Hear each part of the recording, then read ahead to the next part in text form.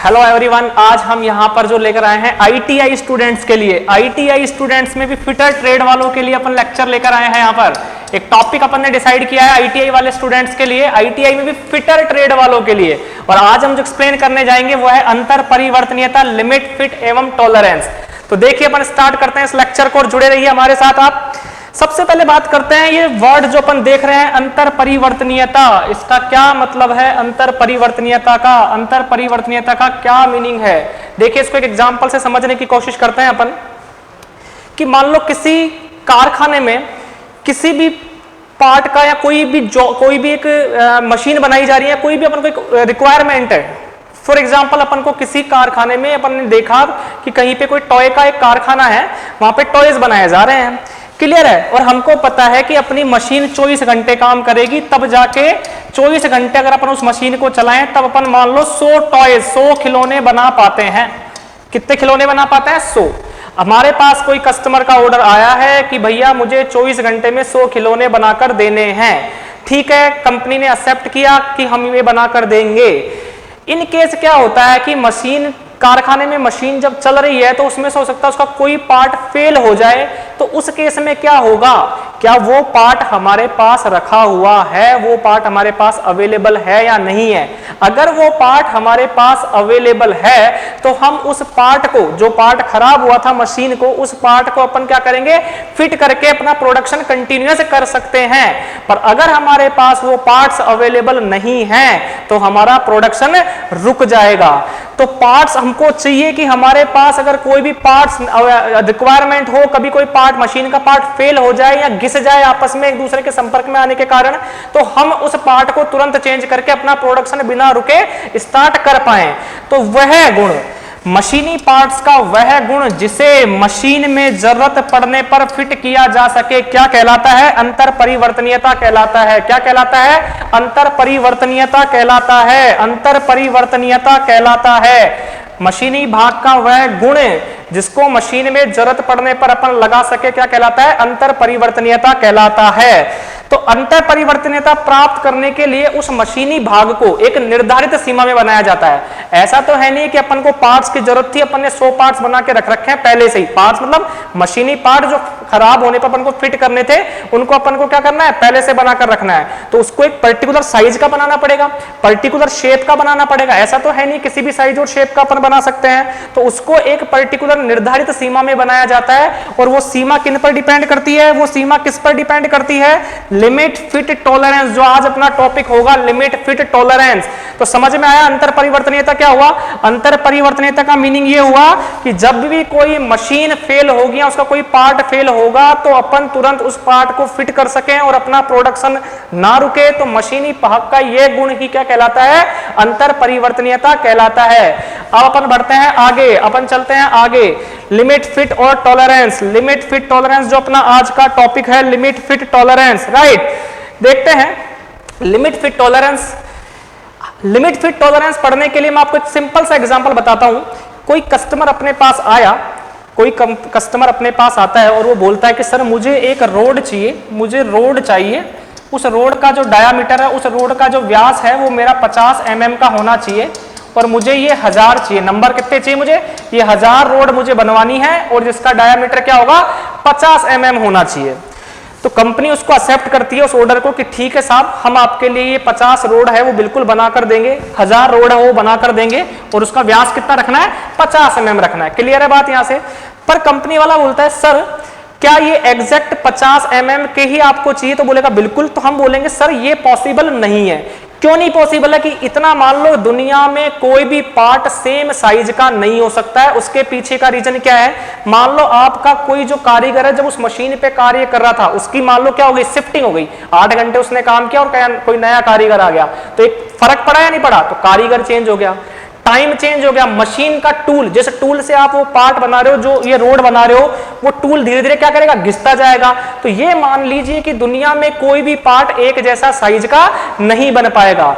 तो जो मैन्युफैक्चरर होगा, जो बनाने वाला होगा, वो क्या बोलेगा कस्टमर को कि सर हम 50 mm का तो नहीं, पर इससे कुछ ऊपर और कुछ नीचे भी बन सकता है, वो आपको एक्सेप्ट करना पड़ेगा। तो कस्टमर अपन को क्या बोलेगा कि ठीक है सर, अगर आप मैंने 50 mm का ऑर्डर दिया है तो मैं प्लस माइनस 0.02 mm का एक्सेप्ट कर लूंगा। क्या मतलब हुआ कि सर अगर मेरा जो पार्ट है 50, जो मेरी रोड है 50.02 mm की बनी तो भी मैं इसको एक्सेप्ट कर लूंगा, और अगर मान लो 49.98 की mm की बनी तो भी मैं इसको एक्सेप्ट कर लूंगा। या इसके बीच में कोई भी साइज की बनी, मान लो 50.01 की बनी, 50 की बनी, 49.99 की बनी, ये सभी मेरी क्या होगी एक्सेप्टेबल। अगर इसके बाहर जो गया वो मेरा पार्ट, जो वो मेरी रोड क्या होगी, वो एक्सेप्ट नहीं होगी, वो मेरी रोड क्या होगी, एक्सेप्ट नहीं होगी। तो इसलिए याद रखिए लिमिट फिट को पढ़ने की जरूरत क्या पड़ी कि हमें कोई भी प्रोडक्शन, हमें कोई भी पार्ट बनवाना है किसी कारखाने में तो हमें उसके लिए उसको कुछ छूट देनी पड़ेगी मैन्युफैक्चरर को। तो कस्टमर ने अपन को मान लो कोई छूट कितनी दी कि मैं इतने तक का एक्सेप्ट कर लूंगा, राइट, इतने तक एक्सेप्ट कर लूंगा। तो इसको पढ़ने से पहले, लिमिट फिट और टॉलरेंस को पढ़ने से पहले अपन को कुछ बातें जो जानना जरूरी है वो ये है, इसकी भारतीय मानक प्रणाली के अनुसार लिमिट फिट एवं टॉलरेंस में उपयोग होने वाली शब्दावली। कि लिमिट फिट टॉलरेंस को पढ़ने से पहले, लिमिट फिट टॉलरेंस को पढ़ने से पहले हमें जो बेसिक चीजें जानने जरूरी है, बेसिक बातें जानना जरूरी है, वो क्या क्या है। सबसे पहले बात करते हैं माप। माप क्या होती है? हमारे पास कोई भी कस्टमर आया, उसने अपना प्रोडक्ट बताया कि मुझे ये प्रोडक्ट बनाना है, तो माप क्या है? माप वह संख्या है जिससे हम उस जॉब की या जो प्रोडक्ट हमको बनाना है उसकी लंबाई और चौड़ाई और मोटाई बता सके। माप क्या है? वह संख्या जिससे उस जॉब की या प्रोडक्ट की लंबाई, चौड़ाई, मोटाई व्यक्त की जा सके, वो क्या कहलाती है? आपकी माप। मान लो अपने को एक रोड बनाने को बोला था कस्टमर ने, और कस्टमर ने क्या बोला कि मुझे इसकी जो लेंथ है वो चाहिए कितनी, 10 सेंटीमीटर, और मुझे इसका जो व्यास है वो कितना चाहिए, मान लो 50 mm चाहिए। तो अपन ने कोई संख्या से व्यक्त किया नहीं क्या इसकी लंबाई और इसके व्यास को, तो वो क्या कहलाती है? इसकी माप कहलाती है।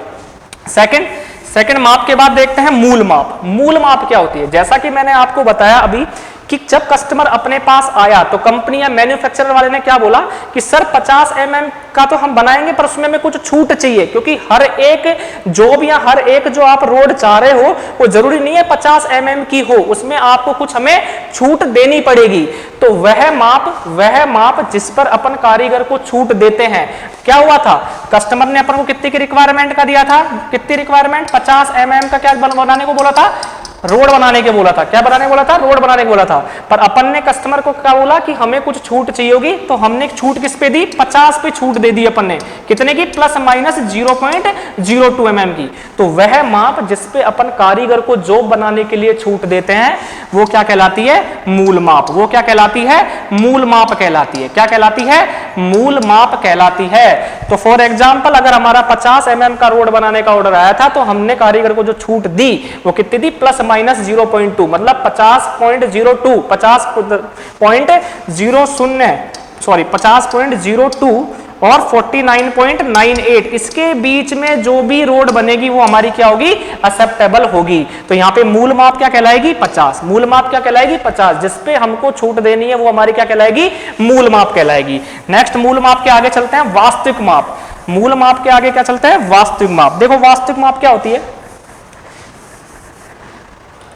कस्टमर आया, उसने हमको 50 mm साइज की रोड का ऑर्डर दिया, हमने उससे छूट मांगी, उसने हमें छूट दे दी मान लो प्लस माइनस 0.02 mm की।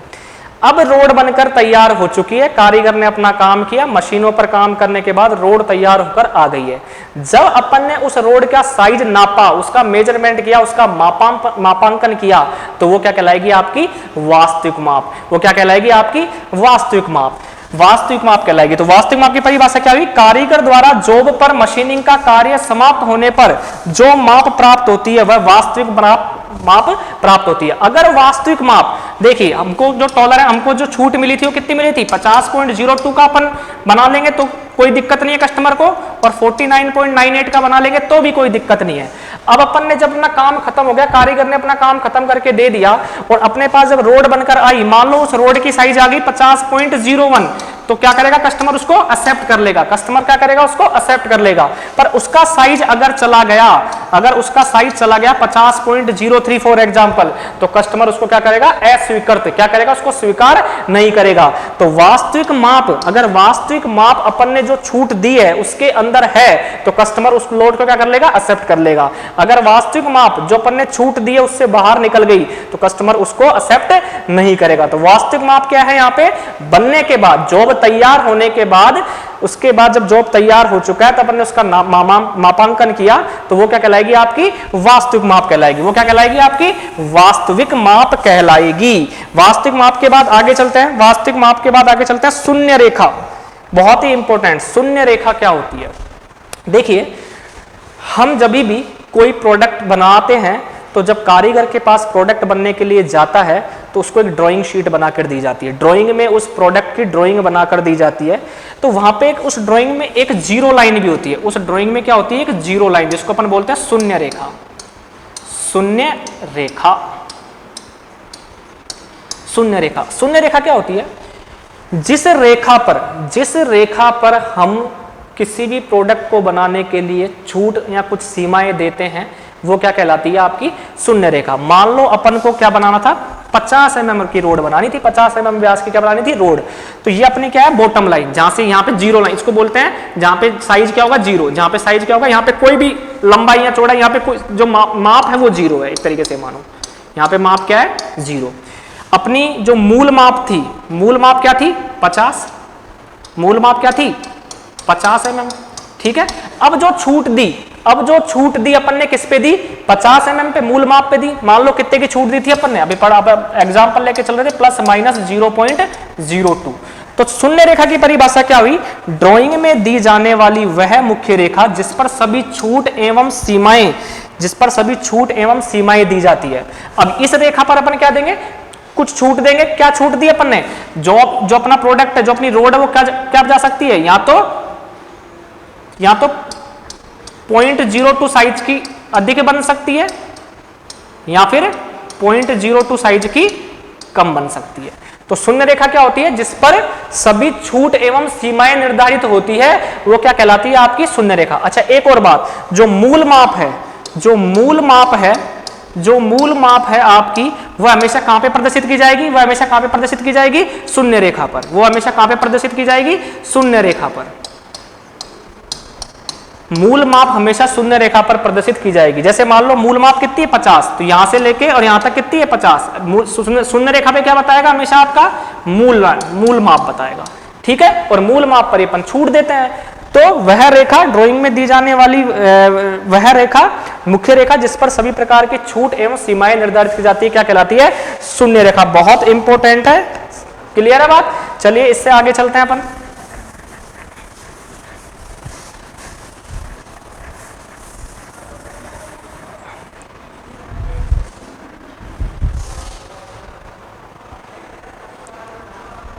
अब आते हैं शाफ्ट पर। शाफ्ट और होल क्या होता है? देखिए शाफ्ट और होल क्या होता है।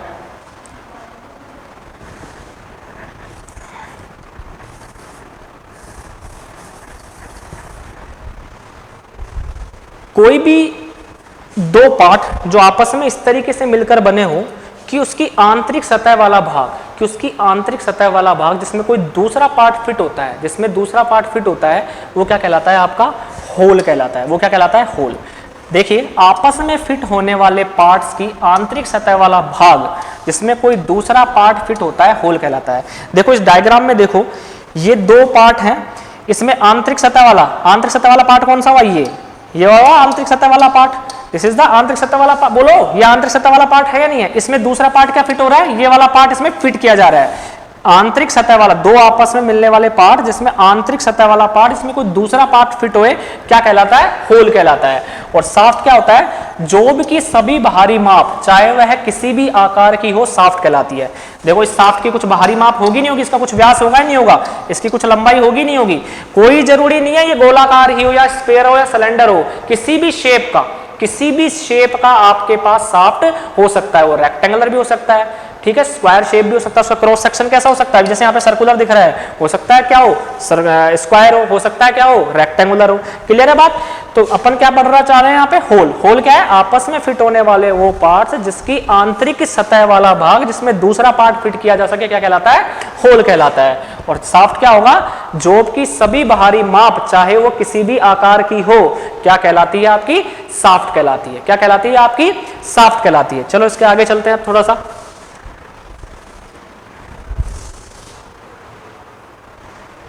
विचलन।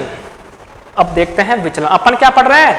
शब्दावली पढ़ रहे हैं, लिमिट फिट टॉलरेंस में यूज होने वाली शब्दावली भारतीय मानक प्रणाली के अनुसार। क्लियर है? अब बात करते हैं विचलन। विचलन देखिए, हमने मूल माप डिसाइड की थी। हमने एग्जांपल लिया था कि साहब 50 mm की मेरी मूल माप है और मेरा कस्टमर क्या बोलता है कि इससे ऊपर नीचे मतलब प्लस माइनस 0.02 का मैं एक्सेप्ट कर लूंगा जो रोड बनकर आएगी। मतलब मैं 50.02 तक का भी एक्सेप्ट कर लूंगा और 49.98 49.98 का व्यास का रोड जो बनेगा उसको भी मैं एक्सेप्ट कर लूंगा। यहां तक मुझे कोई दिक्कत नहीं है। तो विचलन क्या होता है? वास्तविक माप मैं पहले एक्सप्लेन कर चुका हूं। बनकर जो तैयार होगी, कारीगर ने अपन को बनाकर दे दी, तो जब उसका मेजरमेंट किया उस रोड का तो वो क्या होगा? वास्तविक माप। तो वास्तविक माप और मूल माप के बीज गणितीय अंतर को क्या कहते हैं अपन? क्या कहते हैं? विचलन। विचलन क्या कहते हैं? विचलन। मान लो आपकी मूल माप कितनी थी? 50 और जो रोड बनकर आई वो कितने की बनकर आई? 50.01 की। तो हो सकता है 50.01। दिस इज द, बताइए ये क्या हो गया आपका? वास्तविक माप। और ये क्या हो गया आपका? मूल माप। तो आपका विचलन की वैल्यू कितनी हो गई? कितना हो गया विचलन का मान? 0.01। 0.01। तो वास्तविक माप और मूल माप के बीज गणितीय अंतर को क्या कहते हैं? क्या कहते हैं? विचलन कहते हैं। विचलन भी देखो दो तरीके के अपन यहाँ पे बता रखे हैं, ऊपरी विचलन और निचला विचलन। सॉरी, 3 तरीके का, और मूलभूत विचलन। ऊपरी विचलन, निचला विचलन और मूलभूत विचलन। मूलभूत विचलन।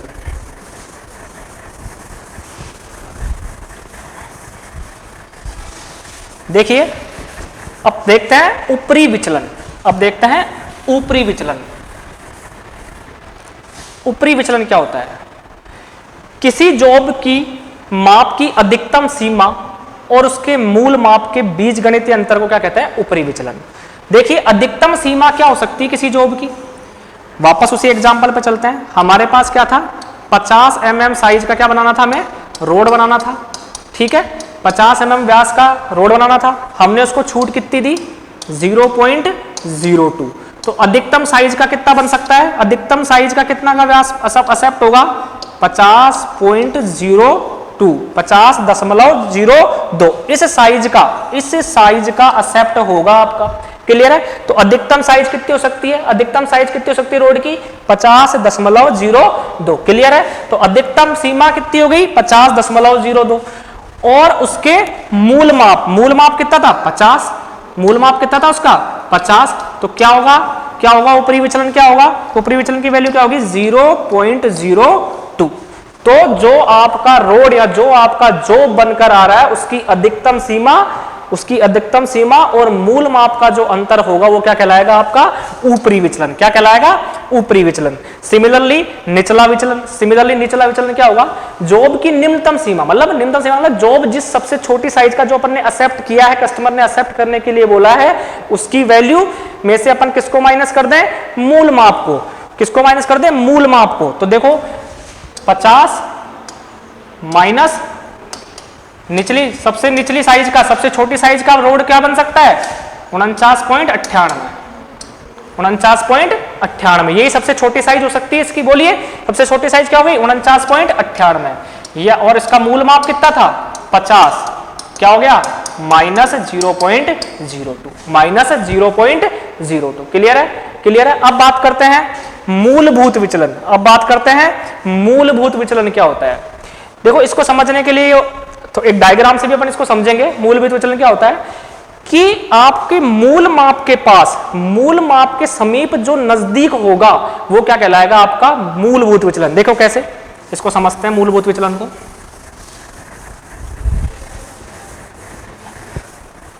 मान लो आपको मूल माप दिया 50 और इसमें जो छूट दी वो दी 0.02 और 0.01। क्लियर है? 0.02 कस्टमर ने बोला कि भाई मैं ये छूट आपको एक्सेप्ट कर लूंगा, इस साइज का मेरा बन गया पार्ट्स। तो क्लियर है? तो अगर अपन यहां पे कोशिश करें तो अधिकतम साइज कितनी होगी? अधिकतम साइज कितनी होगी रोड की? अधिकतम माप जो एक्सेप्ट होगी 50.02 और न्यूनतम साइज की माप जो एक्सेप्ट होगी वो क्या होगी मेरी? न्यूनतम माप वाला जो एक्सेप्ट होगा वो क्या होगा? होगा कि नहीं होगा?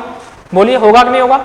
अगर अपन मूलभूत विचलन की बात करें, मूलभूत विचलन की बात करें तो उसकी परिभाषा में क्या लिखा हुआ है? मूल माप के सबसे पास वाला विचलन क्या होगा? मूलभूत विचलन।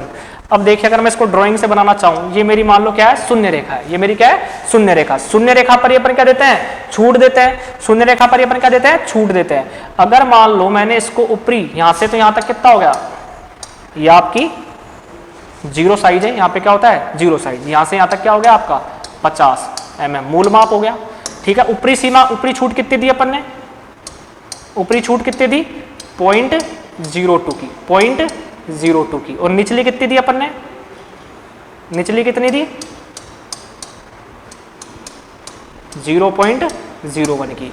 अब एक बात आइए, मूल माप के पास सबसे नियरेस्ट कौन सा है? निचला विचलन या ऊपरी विचलन? कौन सा पास में कौन सा है अभी? क्योंकि इसकी दूरी तो 0.02 है और इसकी दूरी कितनी है? 0.01। तो यहाँ पे मूलभूत विचलन की वैल्यू कितनी हुई? मूलभूत विचलन क्या होगा आपका? मूलभूत विचलन कौन है पास में? निचला वाला, मतलब 0.01।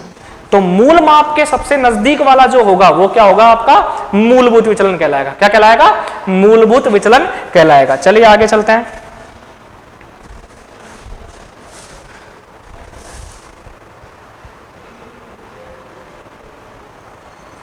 इस डायग्राम से समझने की कोशिश करते हैं जो अभी तक अपन ने पढ़ा। जो अभी तक अपन ने पढ़ा वो इस डायग्राम से समझने की कोशिश करते हैं। देखो, यहां पे मेरी साइज क्या है? 0। यहाँ पे मेरी साइज क्या है? 0। मतलब मैं किसी भी पार्ट को नापूंगा वो इस लाइन से नाप रहा हूँ। ये एक मैंने रेफरेंस के लिए बना ली। ये मैंने एक रेफरेंस के लिए बना ली कि मुझे किसी भी पार्ट को नापना है वो किससे नापना है? यहाँ से नापना है। ये मेरी क्या है? ये मेरी क्या है? शून्य रेखा। ये मेरी क्या है? शून्य रेखा। शून्य रेखा मतलब जितनी भी छूट वगैरह दूंगा मैं वो कहां से कहां पे दूंगा? इस शून्य रेखा पे दूंगा। बेसिक साइज किस पे दूंगा? इस पर दूंगा। क्लियर है? क्लियर है? मूल माप। अब देखिए, मुझे मान लो एक होल बनाना था। मुझे आप एक होल बनाना था और होल पर मैंने जो छूट दी, मेरे को एक होल बनवाना था। होल मान लो उसकी मूल माप कितनी है? 50। उसकी मूल माप कितनी है? 50। और मुझे मान लो छूट मिली कितनी? Plus 0.02 plus 0.04। ये तो मेरे को होल की दी गई। और इधर लिया मैंने शाफ्ट। इधर क्या लिया मैंने? शाफ्ट। इसकी मूल माप मान लो वही 50 और मेरे को जो छूट मिली माइनस 0.02 माइनस 0.04। देखिए समझना, अब तक जो पढ़ा वो अपन यहाँ पे सब कुछ कवर कर लेंगे। देखिए यहां से मेरे जो अपन को साइज मेजर करनी है वो कहां से मेजर करनी है? इस बॉटम लाइन से। इस लाइन से अपन कोई भी साइज मेजर करने है। यहाँ पे 0 है, ये रेफरेंस के लिए मैंने माना है कि यहां से अपन को मापना है। तो मेरे को एक होल बनाना था। मेरे को एक होल बनाना था जिसकी मूल माप कितनी है? 50। मूल माप कहां पे दिखाता है? मूल माप कहां पे शो होगी? बताइए कहां पे प्रदर्शित करेंगे? शून्य रेखा पर। मतलब यहां से लेकर यहां तक जो मेरा होल होगा वो कितनी साइज का होगा? वो कितनी साइज का होगा? 50 mm का, है ना? होगा या नहीं होगा? अब जो मुझे छूट चाहिए, वो कितनी मिल सकती है? या तो मेरा कितना बन सकता है? 50.02 का बनेगा या फिर मेरा बनेगा 50.04 का। इसके बीच में अगर मेरा कोई बनता है होल तो मैं क्या करूंगा? उसको एक्सेप्ट करूंगा। क्या करूंगा? एक्सेप्ट। तो मेरे को जो छूट मिली है वो किस पे दी जाएगी? शून्य रेखा पर। किस पे दी जाएगी? शून्य रेखा पर। तो ये मेरी शून्य रेखा है। ये मेरी क्या है? शून्य रेखा है। तो यहां से और यहां तक की जो दूरी होगी वो क्या होगी? 0.04 होगी कि नहीं होगी? और यहां से और यहां तक की जो होगी वो क्या होगी? 0.02। क्या होगी? 0.02। अब यहां से अपन देखने की कोशिश करें तो ये तो अपनी मूल माप कहलाएगी। ये तो अपनी क्या कहलाएगी? मूल माप। बोलिए, ये तो अपनी क्या हो गई? मूल माप कहलाएगी। यहां से लेके और यहां तक मेरे क्या कहलाएगी? शाफ्ट की, इसकी होल की निम्नतम साइज। होल की निम्नतम साइज। ये सबसे छोटी साइज का होल है मेरा। बोलो, ये मेरा होल सबसे छोटी साइज का है। और अधिकतम साइज का होल मेरा कितना बन सकता है? यहां से लेके यहां तक। ये अधिकतम साइज का मेरा होल का साइज कहलाएगा। ये मूल माप हो गई, ये न्यूनतम साइज हो गई होल की, और ये क्या हो गई? मेरी अधिकतम साइज। अब बात करते हैं अपन शाफ्ट पे। शाफ्ट की मेरी मूल साइज कितनी होगी? 50। मूल साइज कितनी होगी? 50। मूल साइज कहां से देखेंगे? जीरो रेखा, ये जीरो वाली जो अपन जहां से रेफरेंस ले रहे हैं वहां से और जीरो लाइन के बीच, यहां तक। ये मेरी क्या होगी? मूल माप। ये कितना होगा 50 होगा। अब बताओ मेरे को क्या दिया गया है यहां से कि मेरा जो शाफ्ट है वो अधिकतम किस साइज का बन सकता है 49.98 mm का, और न्यूनतम कितनी साइज का बन सकता है बोलिए, बनेगा नहीं बनेगा? तो यहां से लेके यहां तक जो होगा वो क्या होगा 0.02, और यहां से लेके यहां तक जो होगा वो क्या होगा मेरा 0.04। तो शाफ्ट की न्यूनतम माप होगी वो क्या होगी, शाफ्ट की जो न्यूनतम माप होगी क्या होगी, मिनिमम साइज कितनी होगी, यहां पे दे रखी है ये वाली क्या होगी आपकी मिनिमम साइज होगी शाफ्ट की, और मैक्सिमम साइज का शाफ्ट क्या होगा यहां से लेके यहां तक आपका अधिकतम साइज होगा कि नहीं होगा? बोलिए, क्लियर है बात? तो अपन ने यहां पे जो देखा अभी तक जो पढ़ा, मूल माप क्या होती है, मूल माप जिस पे अपन को छूट दी जाती है, जीरो लाइन क्या होती है, उस रेखा पर जिस पर अपन छूट सीमाएं देते हैं। क्लियर है? यहां पे अपन ने देखा डेविएशन देख लिया, अच्छा डेविएशन भी देख सकते हैं यहां पे। अगर मैं यहां पे बात करूं कि होल का अधिकतम विचलन कितना होगा, होल के लिए अगर मैं अधिकतम विचलन निकालूं, अधिकतम विचलन होल के लिए बताइए क्या होगा, क्या होगा? अधिकतम विचलन की क्या परिभाषा है, सबसे बड़ी साइज, वास्तविक साइज, सबसे बड़ी साइज का जो बन सकता है माइनस मूल माप। तो अधिकतम साइज का होल कितना बन सकता है, देखिए अधिकतम साइज का होल कितना है 50.04 माइनस मूल माप कितनी है 50, कितना बनकर आएगा 0.04। सिमिलरली न्यूनतम विचलन किसका देखना है अपन को, न्यूनतम विचलन किसका देखना है, किसकी बात कर रहे हैं अपन, होल की बात कर रहे हैं। होल की न्यूनतम साइज कितनी हो सकती है 50.02 माइनस 50, तो न्यूनतम विचलन क्या होगा, 0.02, न्यूनतम विचलन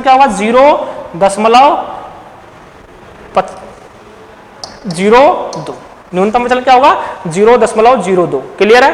0.0। सिमिलरली अपन किसका निकाल सकते हैं, शाफ्ट का भी अधिकतम विचलन निकाल सकते हैं और न्यूनतम विचलन निकाल सकते हैं। एक और बात,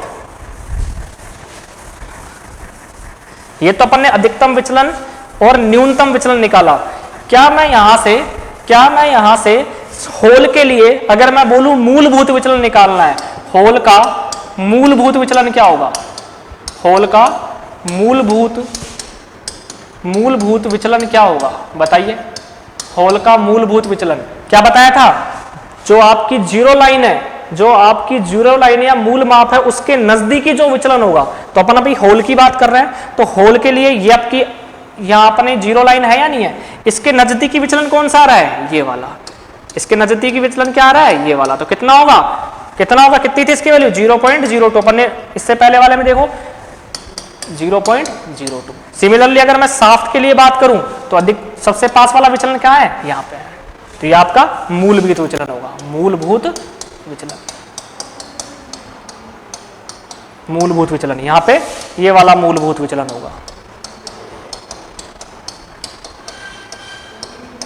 तो मूल माप के जो सबसे नजदीकी होगा वो क्या कहलाएगा, आपका मूलभूत विचलन कहलाएगा। क्लियर है? चलो थोड़ा सा और आगे चलते हैं।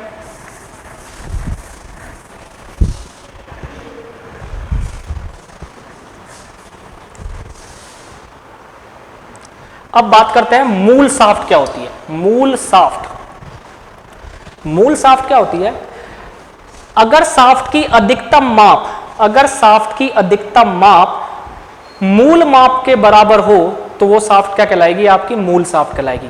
देखिए क्या मतलब हुआ, अपने पास किसी रोड का ऑर्डर आता है जिसका क्या है साइज 50 है, ठीक है। अपन ने उसको क्या दे दिया, कुछ सीमाएं, कुछ छूट देनी पड़ेगी, नहीं देनी पड़ेगी कि मेरा, तो इसको जो अपन ने छूट दी वो क्या दी, तो बताइए अधिकतम साइज का, अधिकतम माप का शाफ्ट कितने का होगा, अधिकतम माप का शाफ्ट कितने का होगा बताइए। शाफ्ट की अधिकतम माप क्या होगी 50, कितनी होगी 50, और न्यूनतम क्या होगी, न्यूनतम माप क्या होगी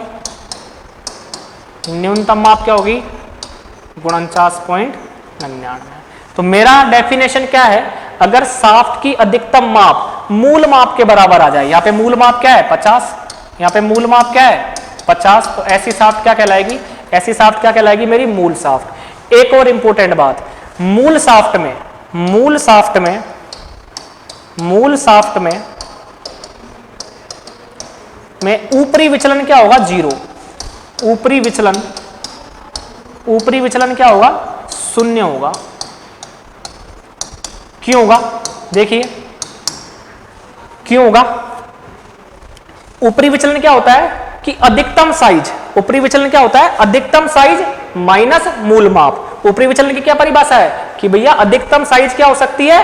अधिकतम साइज क्या हो सकती है और उसकी मूल माप क्या है? जब अपन ने परिभाषा में लिख दिया कि अधिकतम माप ही मूल माप के बराबर हो गई, तो इसका मतलब क्या हो गया? इसमें ऊपरी विचलन 0। निचला विचलन की कुछ आएगा, निचला विचलन जो 0 नहीं होगा, पर ऊपरी विचलन हमेशा क्या होगा? 0। ऊपरी विचलन क्या होगा? हमेशा 0। मूल शाफ्ट में ऊपरी विचलन क्या होगा? 0। क्यों?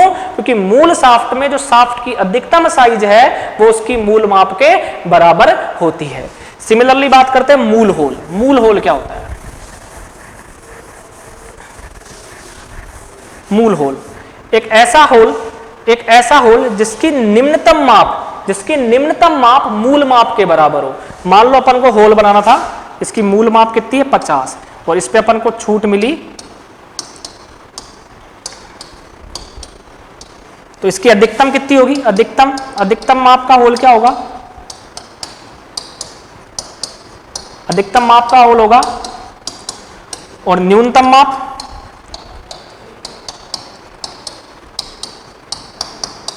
माप क्या होगी? 50। तो एक ऐसा होल जिसकी निम्नतम माप किसके बराबर हो जाए? मूल माप के बराबर हो जाए। मूल माप क्या थी? 50। निम्नतम माप क्या हो गई? 50। तो वो क्या कहलाएगा? आपका मूल होल। मूल होल के लिए न्यूनतम विचलन, मूल होल के लिए न्यूनतम विचलन का मान क्या होगा? 0। मूल होल के लिए न्यूनतम विचलन का मान क्या होगा? 0। क्यों होगा? आपको पता लग रहा है कि न्यूनतम विचलन क्या होता है? न्यूनतम विचलन क्या होता है? न्यूनतम साइज माइनस मूल माप, मतलब सबसे न्यूनतम वैल्यू जो अपना पार्ट बनकर आ रहा है उसकी न्यूनतम साइज क्या है, उसमें से मूल माप को माइनस कर दें। तो न्यूनतम साइज कितनी है?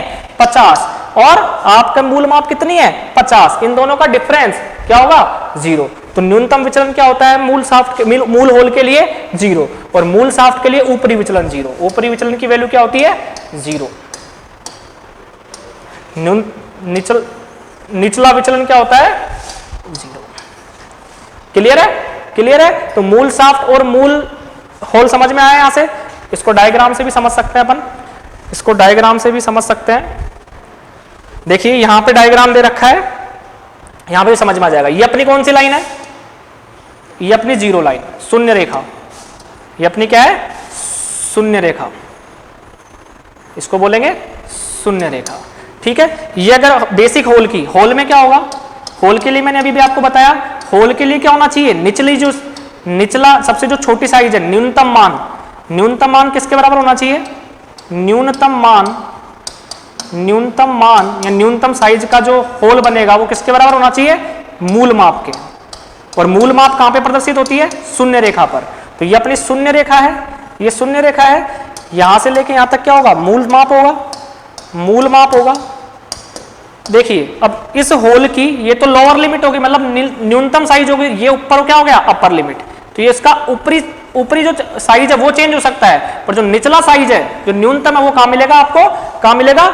मूल माप पे मिलेगा। क्लियर है? सिमिलरली अपन बात करें बेसिक शाफ्ट की अधिकतम माप जो है वो कहां मिलेगी आपको?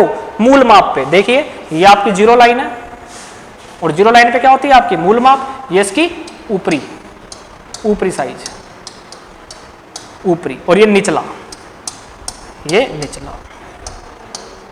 विचलन की बात करो तो इसके लिए बताओ न्यूनतम विचलन क्या होगा? 0। न्यूनतम विचलन क्या होगा इसके लिए? न्यूनतम विचलन क्या हो गया? 0। कैसे हो गया? क्योंकि न्यूनतम विचलन क्या होता है? न्यूनतम साइज माइनस मूल माप। न्यूनतम साइज यहीं पे है, मूल माप भी आपका यहीं पे है, 0। शाफ्ट के लिए क्या होगा? अधिकतम विचलन क्या होगा? अधिकतम विचलन 0। अधिकतम विचलन क्या होगा? 0। क्यों? क्योंकि आपका मूल माप भी यहीं पे है और अधिकतम साइज भी यहीं पे है शाफ्ट की। क्लियर है? तो डायग्राम से भी अपन को समझ में आ रहा है। चलिए इसके आगे चलते हैं। अब बात करते हैं टॉलरेंस।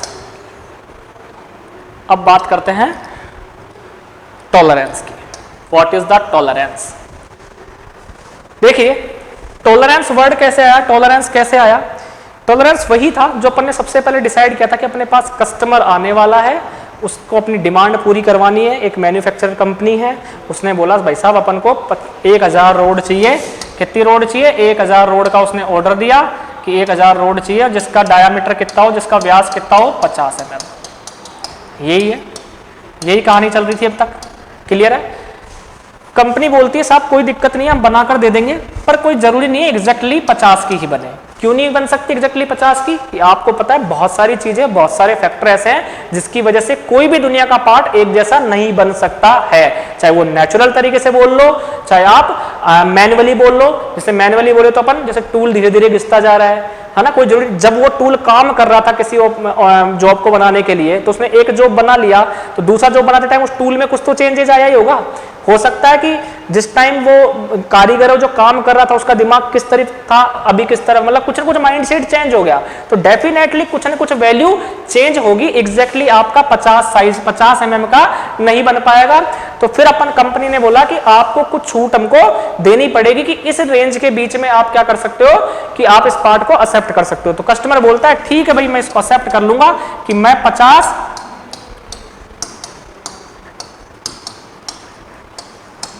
इस रेंज में बन गया तो भी मैं ले लूंगा, और इस रेंज में बन गया तो भी मैं ले लूंगा। मतलब 50.02 की साइज का बन गया अधिकतम तो मैं इसको एक्सेप्ट कर लूंगा, और 49.98 की साइज का बन गया तो भी मैं इसको एक्सेप्ट कर लूंगा। तो टॉलरेंस की परिभाषा क्या हुई? यह हमेशा किसी पार्ट पर दी जाने वाली छूट है। यह किसी पार्ट पर दी जाने वाली छूट है। यह पार्ट की अधिकतम सीमा और न्यूनतम सीमा के बीच का अंतर है।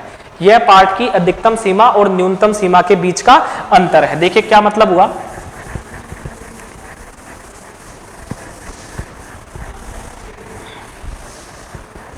देखिए अपने पास ये रेफरेंस लाइन है, ये आपकी जीरो लाइन होगी, शून्य रेखा होगी।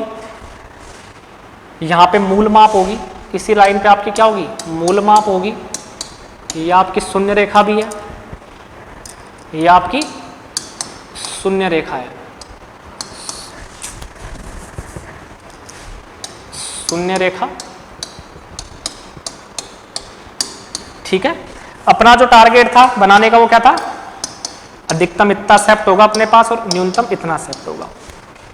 यहां से यहां तक क्या होता है? मूल माप 50 mm। रोड बनानी थी तो अधिकतम कितने के सेप्ट हो जाएगी?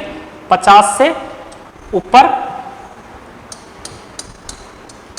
0.02 और इससे नीचे 0.02। तो टॉलरेंस की परिभाषा क्या हुई? टॉलरेंस की परिभाषा क्या हुई? ये हमेशा किसी पार्ट पे दी जाने वाली छूट है। मतलब ये अपनी मूल साइज थी, इस पे अपन ने छूट दे दी, इस पे अपन ने छूट दे दी। क्लियर है? मूल साइज क्या थी? 50, छूट दे दी अपन ने। ठीक है, और ये क्या होगा? यह पार्ट की अधिकतम सीमा और न्यूनतम सीमा के बीच का अंतर है। तो अधिकतम साइज कितनी थी? अधिकतम साइज 50.02, न्यूनतम साइज कितनी थी? 49.98। क्या आंसर आएगा? 0.04। This is the tolerance, this is the tolerance. Clear है? तो अधिकतम साइज का क्या पार्ट बन सकता है और न्यूनतम साइज का क्या पार्ट बन सकता है, जो कस्टमर एक्सेप्ट करेगा, उन दोनों के बीच का अंतर क्या कहलाएगा? आपका टॉलरेंस। टॉलरेंस हमेशा किसी पर्टिकुलर पार्ट पे दिया जाएगा। सबसे इंपॉर्टेंट, टॉलरेंस हमेशा किसी पर्टिकुलर पार्ट पर दिया जाएगा, और जो टॉलरेंस दिया जाएगा उस टॉलरेंस की रेंज में जो भी पार्ट बनेगा वो आपका एक्सेप्ट होगा। क्लियर है? अब टॉलरेंस भी कितने तरीके के होते हैं वो देख लेते हैं। यहां पे टॉलरेंस भी कितने तरीके के होते हैं देख लीजिए। टॉलरेंस, पहला है यूनिलैटरल टॉलरेंस और दूसरा है बाइलैटरल टॉलरेंस। पहला है यूनिलैटरल टॉलरेंस और दूसरा है बाइलैटरल। इस टॉलरेंस में जॉब की मूल माप में एक और ही विचलन होता है, और इस प्रकार के टॉलरेंस में जॉब की मूल माप के दोनों ओर विचलन होता है। क्या मतलब हुआ? क्या मतलब हुआ? इसको अपन एक डायग्राम से देखते हैं, इसको अपन एक डायग्राम से देखते हैं। ठीक है, देखिए क्या मतलब था। पहला बात करते हैं यूनिलैटरल। यूनिलैटरल टॉलरेंस पढ़ रहे हैं अपन। यूनिलैटरल टॉलरेंस क्या होता है ये अपन को देखना है। यूनिलैटरल टॉलरेंस की डेफिनेशन क्या है कि इसमें मूल माप के एक ही ओर विचलन होगा। अगर मैं एग्जांपल लूं, अगर मैं उदाहरण के तौर पे इसको समझने की कोशिश करूं, तो मान लो मेरा मूल माप कितना था? 50, और इस पे मुझे छूट मिली 0.02 प्लस 0.04। अगर मैं यहां से एक रेफरेंस लाइन लूं और यहां से एक मैं शून्य रेखा लूं, तो यहां से यहां तक मेरी क्या है, मूल माप है, जो कि कितनी होगी 50। अब मेरे को जो टॉलरेंस मिला वो कितना है,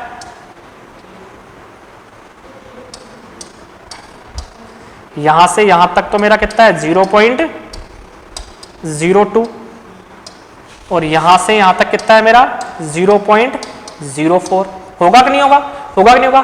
तो देखो जो ऊपरी जो मेरे को छूट मिली है, यहाँ पे टॉलरेंस मिला है, वो मूल माप के एक और या फिर शून्य रेखा के एक ही ओर मिला है, इस साइड। किस साइड हो गया, अपर साइड। एक और एग्जांपल से समझते हैं। अगर मेरी मूल माप 50 है और मेरे को छूट मिली 0.02 0.04, तो अब जो मेरा प्रोडक्ट बनकर आएगा, जो एक्सेप्ट होगा, वो कहां होगा, इसके नीचे होगा। होगा कि नहीं होगा, यहां तक तो 50 है ही, यहां तो इससे नीचे 0.02 या फिर यहां से लेके यहां तक 0.04। तो देखो या तो इस ओर विचलन आया अपर साइड, या फिर किधर आया, नीचे की साइड विचलन आया। तो इंपॉर्टेंट बात यह है, यूनिलैटरल में हमेशा शून्य रेखा या मूल माप के एक ही ओर विचलन होगा। तो जैसा कि इस डायग्राम में दिखा रखा है, देखिए ये जीरो लाइन है आपकी, जिस पे आपका मूल माप देते हैं, क्लियर है। आपके पास कोई पार्ट था तो देखो टॉलरेंस कहां मिला, एक ही साइड मिल रहा है, या तो ऊपर की साइड, ये इसकी क्या होगी, न्यूनतम सीमा हो गई, ये आपकी क्या हो गई, अधिकतम। या तो न्यूनतम साइज का ये जो बनकर आएगा या अधिकतम साइज का ये बनकर आएगा, पर दोनों ही किस साइड है, न्यूनतम और अधिकतम दोनों किस साइड है, मूल माप के एक ही साइड है। एक और एग्जांपल समझाया, या तो मेरा न्यूनतम इतना बन के आएगा, सॉरी अधिकतम इतना बन के आएगा या इतना बनकर आएगा, पर ये भी दोनों किस साइड है, एक ही साइड है, नीचे की साइड। पर बाइलैटरल में क्या होता है, कि मूल माप के दोनों ओर विचलन होता है। कैसे, मूल माप के दोनों ओर विचलन कैसे होता है, देखिए एग्जांपल से समझते हैं इसको, बाइलैटरल को। कि मान लो मूल माप कितनी थी 50 और मेरे को छूट मिली, तो अब जो मेरा अधिकतम साइज होगा, अब जो मेरा अधिकतम माप का जो जॉब बनेगा वो कितना बनेगा, 50.02, और न्यूनतम का कितना बनेगा, न्यूनतम माप वाला कितना बनेगा। और मेरे को पता है मेरी मूल माप क्या है, ये तो मेरी रेफरेंस लाइन मान लो, यहां पे आप मूल माप मान लो। तो अब मेरी मूल माप है 50, मेरी मूल माप क्या है 50, अधिकतम कितना बन सकता है, अधिकतम बनेगा 0.02 और न्यूनतम बनेगा तो इसके नीचे बनेगा 0.02। तो ये मेरी क्या थी, जीरो लाइन थी, ये मेरी क्या थी, जीरो लाइन। देखो इसके ऊपर भी जा रहा है, इसके नीचे भी जा रहा है, इसके ऊपर भी जा रहा है, इसके नीचे भी जा रहा है, मतलब दोनों ओर विचलन हो रहा है। क्या हो रहा है, दोनों ओर। तो ये किस तरीके का होगा, बाइलैटरल। ये किस तरीके का होगा, बाइलैटरल।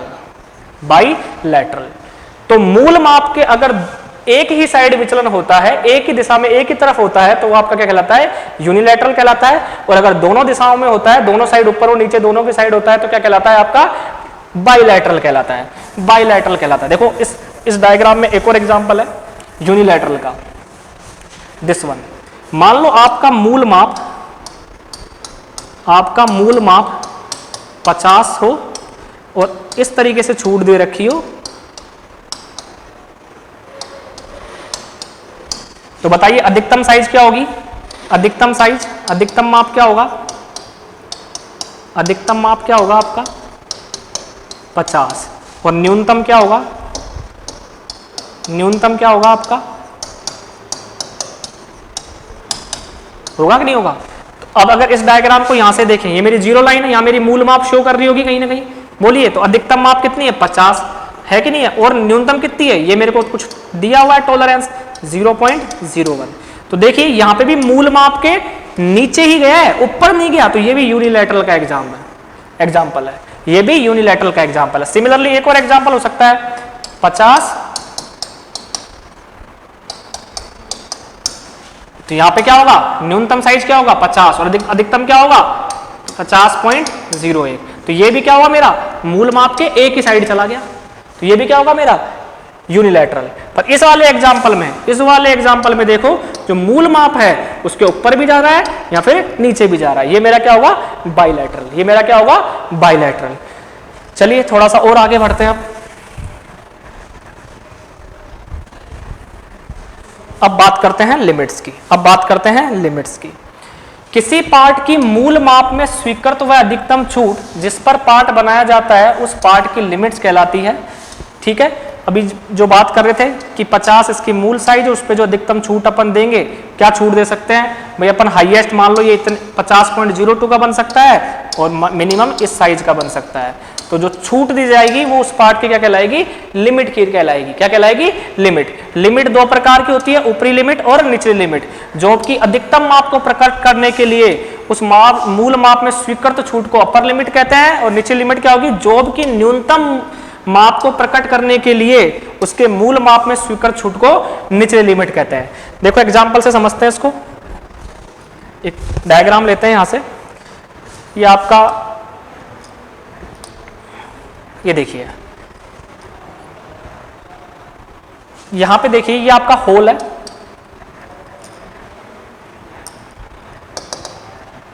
ये आपका होल है, दिख रहा है यहां पे होल। यहां से लेकर और यहां तक, यहां से लेकर और यहां तक, यहां से लेकर और यहां तक आपका क्या था, मूल माप। यहां से लेकर यहां तक क्या है आपका मूल माप। इस मूल माप में मेरे को जो छूट दी गई है वो क्या है, ये वाली। जिस मूल माप में मुझे छूट दी गई है वो क्या है मेरी, ये वाली। मैं अपन सीमाएं पढ़ रहे हैं, यहां पे लिमिट पढ़ रहे हैं। ठीक है, तो मेरा जो होल है उसकी निचली सीमा क्या हो गई, यहां तक, उसकी निचली सीमा क्या हो गई, यहां तक, और अधिकतम सीमा क्या हो गई, यहां से लेके यहां तक। और ये जो मेरा जोन कहलाएगा, ये क्या कहलाएगा मेरा टॉलरेंस। क्या कहलाएगा, टॉलरेंस। टॉलरेंस क्या होता है, हमेशा ऊपरी सीमा माइनस निचली सीमा। अधिकतम सीमा में से निचली सीमा को घटा देंगे तो क्या कहलाएंगे आपका, ये टॉलरेंस जोन कहलाएगा। ये होल के लिए बताया गया है। तो इसकी लोअर लिमिट हो गई है, इस होल के लिए लोअर लिमिट ये हो गई, और हायर लिमिट यहां से लेके यहां तक हो गई। और टॉलरेंस क्या होगा, upper limit minus lower limit. और टॉलरेंस हमेशा किसी पार्ट पर ही दिया जाता है, जैसे होल भी एक पार्ट ही है। सिमिलरली साफ्ट की बात करूं, साफ्ट के केस में यहां से लेके यहां तक क्या है मेरा मूल माप है, यहां से लेके यहां तक क्या है मूल माप। अब मेरे को साफ्ट कितनी साइज का बनाया जा सकता है, मैक्सिमम इस साइज का बनाया जा सकता है। तो इसका क्या हो गया, अधिकतम माप हो गया साफ्ट का। ये क्या हो गया, अधिकतम माप। और यहाँ पे ये क्या हो गया, न्यूनतम माप। देखो यहाँ पे न्यूनतम माप साफ्ट का और मूल माप सेम ही है, मूल माप सेम ही है। ये मूल माप भी यहाँ पर है और न्यूनतम माप भी यहाँ पर ही है। सिमिलरली यहाँ पे साफ्ट का भी न्यूनतम, होल का न्यूनतम माप और क्या बोलते हैं मूल माप सेम है। अब बात करें टॉलरेंस की, तो ये क्या होगा टॉलरेंस। टॉलरेंस क्या होता है, किसी पार्ट पर दिया जाता है। और क्या होता है टॉलरेंस, अधिकतम माप माइनस न्यूनतम माप। अधिकतम माप कितनी है साफ्ट की, यहां से लेके यहां तक, और न्यूनतम का है यहां से लेके यहां तक। इन दोनों का डिफरेंस क्या कहलाएगा, टॉलरेंस कहलाएगा। क्या कहलाएगा, टॉलरेंस कहलाएगा। तो लिमिट्स क्या होती है कि एक छूट दी जाती है किसी पार्ट को बनाने के लिए, स्वीकृत छूट जिसपे वो पार्ट एक्सेप्ट हो जाएगा। ऊपरी सीमा और निचली सीमा। ऊपरी सीमा मतलब अधिकतम किस साइज का पार्ट बन सकता है, और निचली का मतलब कि न्यूनतम किस साइज का पार्ट बन सकता है।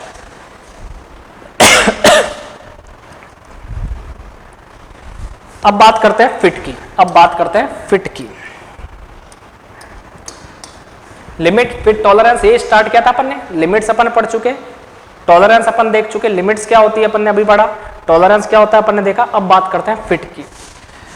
देखिए कोई भी दो पार्ट आपस में मिलकर बनते हैं, फंसकर बनते हैं, तो उनके बीच में एक संबंध डेवलप होता है। उनके बीच में क्या संबंध हुआ है उस बात पे डिपेंड करता है कि उनका संबंध किस तरीके का है।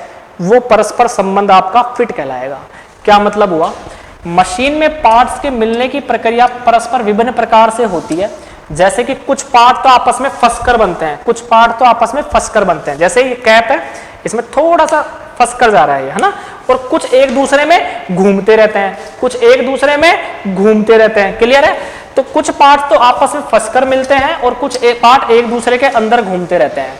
तो आपस में मिलने वाले दो पार्ट्स कौन कौन से होंगे, होल और साफ्ट। आपस में मिलने वाले दो पार्ट्स के बीच में जो संबंध होगा उसकी वो क्या बोलते हैं, फिट कहते हैं। उसको क्या कहते हैं, फिट कहते हैं। फिट के तीन प्रकार होते हैं, क्लियरेंस फिट, ट्रांजिशन फिट और interference fit. Clearance fit, transition fit और इंटरफेरेंस फिट। सबको अपन वन बाय वन देखते हैं। पहले तो फिट समझ में आ गया, कि दो पार्ट्स जो आपस में मिलकर बने हैं उनके बीच में किस तरीके का संबंध डेवलप हुआ है उसको फिट कहते हैं। और फिट तीन प्रकार की होती है, transition fit, clearance fit, interference fit. Upon one by one तीनों को देखते हैं। सबसे पहले बात करते हैं क्लियरेंस फिट की। तो कुछ इंपॉर्टेंट बातें हैं क्लियरेंस फिट के लिए। सबसे इंपॉर्टेंट बात कि होल की अधिकतम साइज, सॉरी होल की न्यूनतम साइज, होल की न्यूनतम माप हमेशा बड़ी होगी, हमेशा बड़ी होगी शाफ्ट की अधिकतम माप से, शाफ्ट की अधिकतम माप से, अधिकतम माप से। क्लियरेंस फिट की क्या बात है कि जब दो पार्ट मिलेंगे तो दो पार्ट कौन कौन से हुए, शाफ्ट और होल।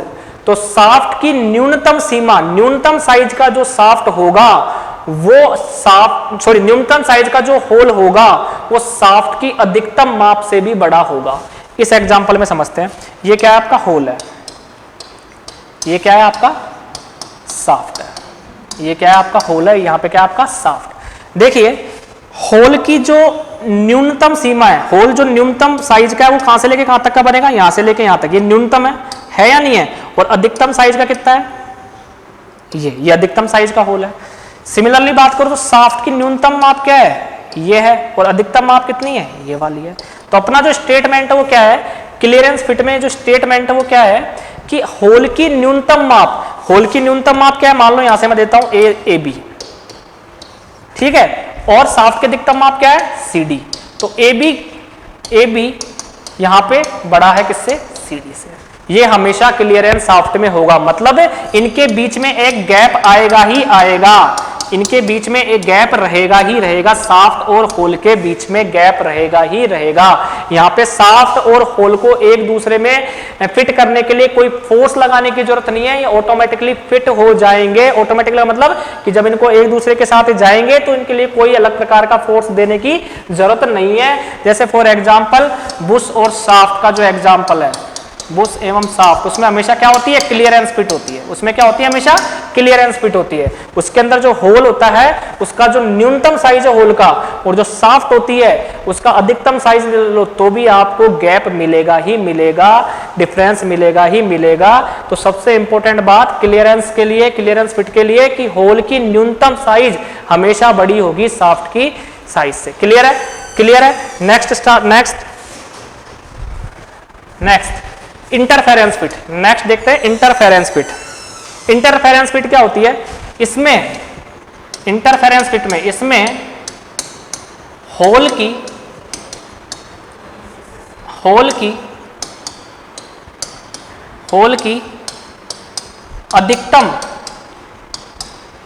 अधिकतम माप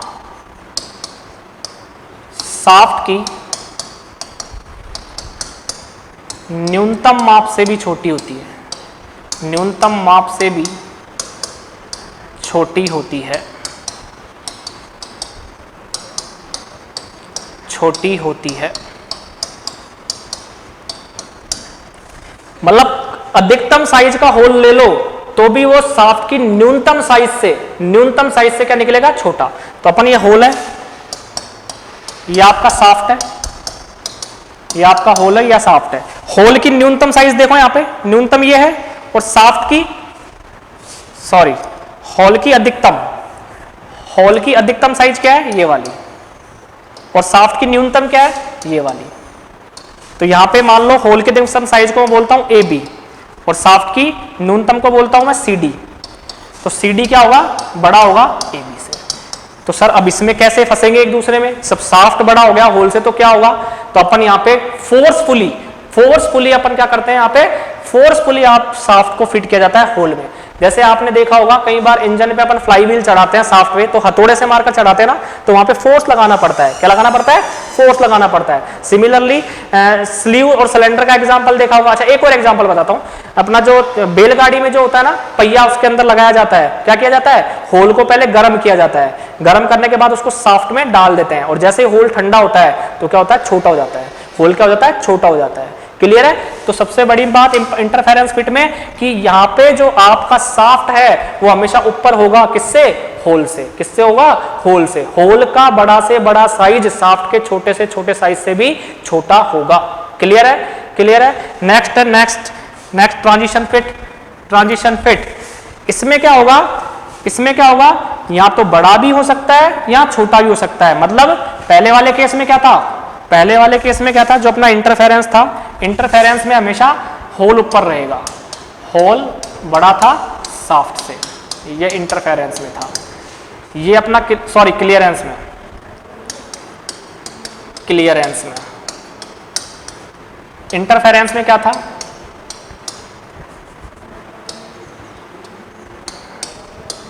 इंटरफेरेंस में क्या था, शाफ्ट बड़ा था हमेशा, किससे, होल से। और ट्रांजिशन में क्या होगा, ट्रांजिशन में क्या होगा, ट्रांजिशन में या तो शाफ्ट भी बड़ा हो सकता है, शाफ्ट भी बड़ा हो सकता है होल से, या होल भी बड़ा हो सकता है शाफ्ट से। अगर शाफ्ट बड़ा है होल से तो आपकी क्या हो जाएगी, इंटरफेरेंस कहलाएगी। अगर होल बड़ा हो जाएगा शाफ्ट से तो आपकी क्या कहलाएगी, क्लियरेंस कहलाएगी। जैसे इस एग्जांपल में समझते हैं कि अगर मान लो होल का साइज यहाँ पे अगर ये वाला हो गया, तो ये लिमिट्स है, ये टॉलरेंस है या नहीं है, ठीक है, और शाफ्ट का साइज मान लो यही रहा आपका, तो डेफिनेटली यहाँ पे क्या बनकर आएगा, क्या बनकर आएगा, क्लियरेंस फिट बनकर आएगा। चलिए यहाँ पे अपन ने लिमिट फिट टॉलरेंस खत्म किया, मिलते रहेंगे अपन इसी तरीके से नेक्स्ट वीडियो के लिए। Thank you, bye bye.